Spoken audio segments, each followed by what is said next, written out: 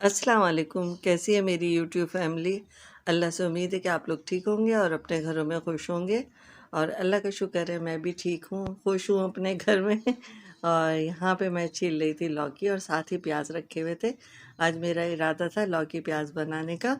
अब जैसा कि आगे सर्दियाँ आ रही हैं और सर्दियों में सब्जियाँ बहुत मज़े की लगती हैं, तो बस यहीं से मेरी शुरुआत हो चुकी है आजकल सब्ज़ी बनाने की। रोज़ाना कुछ ना कुछ सब्ज़ी मैं बना रही हूँ और खा रही हूँ और कभी-कभी दिखा भी देती हूँ। तो बस यहाँ पे लौकी छिल रही थी, साथ ही प्याज रखे थे और लौकी थी 1 किलो और प्याज थे 750 ग्राम्स यानी 3 पाव। तो बस इसी रेशियो से मैं लौकी प्याज बनाती हूँ और बहुत मज़े के बनते हैं। और इस दफ़ा तो प्याज इतने बड़े-बड़े से साइज़ के आए हैं कि 4 प्याज में ही 3 पाव प्याज हो गए हैं। और बड़े-बड़े तो हैं ही, लेकिन कच्चे प्याज हैं जो कि मतलब अच्छे नहीं कहलाते। कच्चा प्याज ना, पक्का हुआ प्याज जो होता है वो अच्छा कहलाता है। खैर, अब जो भी मार्केट में है वही पकाएंगे। हम कौन सा गांव में रहते हैं खेतों में कि अपने हिसाब से ले आएंगे। तो भाई यहाँ पे तो जो मिलता है वही पका लिया जाता है। और लौकी बहुत अच्छी आई हुई थी, नरम सी, कचिया सी। कचिया लफ्ज़ आप लोगों में से कौन कौन बोलता है? हमारे यहाँ बोला जाता है जो बिल्कुल फ्रेश सी होती है ना, उसको हम लोग कचिया बोलते हैं। आप लोगों में से बताइएगा कौन कौन बोलता है कचिया लफ्ज़?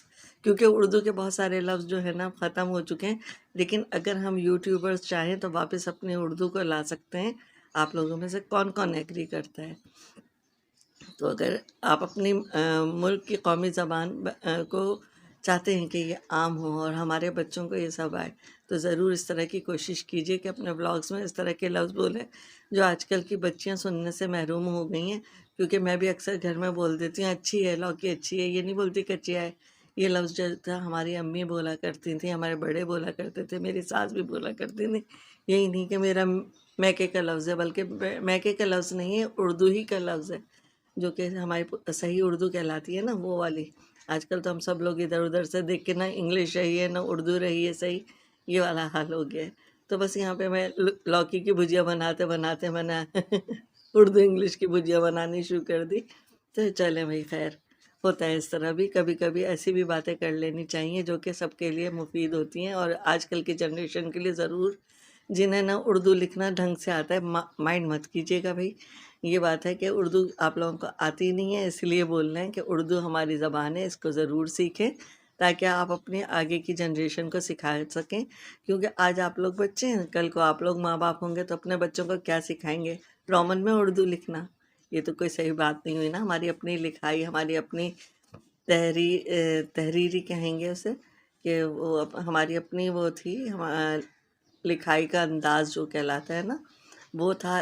तो वो हमने छोड़ के और रोमन पे आ गए। तो बस इस तरह नहीं करें। अपनी हमारी खुद पहचान है, हमारी उर्दू किस तरह लिखी जाती है, वो अल्फाज हैं हमारे पास, तो उनको ज़रूर आम करें और आगे अपनी नई जनरेशन को कोशिश करें कि वापस उर्दू की तरफ आएँ। अगर आप सोचते हैं कि हम ईज़ी रहता है ये कीबोर्ड से लिखना, तो कीबोर्ड में भाई उर्दू भी है, आप उर्दू भी उसे डाउनलोड कर सकते हैं, उर्दू लिख भी सकते हैं।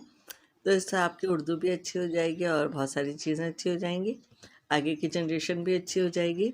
और थोड़ा-सा अपनी मज़हबी मालूमात को आप लोग भी नॉलेज में लाएँ अपनी, और आगे की जनरेशन के लिए भी महफूज़ करें, ताकि आप अपने बच्चों की जब तरबियत करते हैं ना, छोटे बच्चों की, तो उस वक़्त बहुत ज़रूरी होता है कि आपको खुद अपने मज़हब के बारे में मालूम हो, अपनी चीज़ों के बारे में मालूम हो, तो आप अपने बच्चों को बता सकती हैं।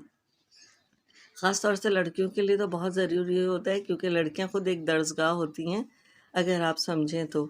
क्योंकि उनको पूरी एक जनरेशन को पालना होता है, एक पूरी नस्ल होती है, दौर होता है। जो बच्चे हम पाल रहे होते हैं ना, पूरा एक दौर हम पालते हैं कि आगे का दौर पाल रहे होते हैं। तो हमें चाहिए कि उनकी बहुत अच्छी तरबियत करें, बहुत अच्छा उनको पालें। तो इससे ना हमारे आगे की जनरेशन बहुत अच्छी हो जाती है, उनकी तरबियत बहुत अच्छी हो जाती है। तो भाई यहाँ पे लौकी कटते-कटते लौकी की भुजिया भी तैयार हो गई है। देखें कैसा फटाफट हमने काम किया है। और ऐसा वैसे हम करते नहीं हैं लेकिन ये है कि हम क्लिप रिकॉर्ड करना भूल जाते हैं कि बस काटा तो यहाँ पे मोबाइल बंद किया था, उसके बाद जाके पकाने खड़े हो गए तो फिर कुछ भी याद नहीं रहा। और बस ये आ गए हैं शाम की चाय पे। यहाँ पे मेरे पास ये रिंग रखे थे, मैं मंगल बाज़ार से लाई थी अपनी तरफ से। और मुझे ये रिंग जो है ना बचपन से अच्छे लगते हैं। अब आप कहेंगे आपके बचपन में ये रिंग होते थे? हाँ भाई, हमारे बचपन में क्या, हमारे अम्मी अब्बू की जवानी में ये रिंग होते थे। तो हमने अपने बचपन से रिंग खाए हैं। और ये क्या हो गया? और अब हमारे बच्चे भी अपनी जवानी में ये रिंग खा रहे हैं, मतलब बचपन से लेके जवानी तक बच्चों ने भी खा लिए हैं, तो बहुत पुराने रिंग होते हैं और मुझे भाई बहुत मज़े के लगते हैं, तो मुझे नज़र आए थे, मैंने फ़ौरन इसका पैकेट ख़रीद लिया और बस ये अब बना रही हूँ। एक हाथ में मोबाइल है और एक हाथ से मैं ये रिंग बना रही हूँ, इसलिए मैं थोड़े-थोड़े डाल रही हूँ और थोड़े-थोड़े ही निकाल रही हूँ कि आपके लिए रिकॉर्ड भी करना है। तो बस यहाँ पे रिंग जो है बिल्कुल तैयार होने वाले हैं, मैं मुझे बहुत ज़्यादा नहीं बनाने थे और बस इनको मैंने देखें प्लेट में निकाल लिया और ले जाके एंजॉय करती हूँ। अल्लाह हाफ़िज़।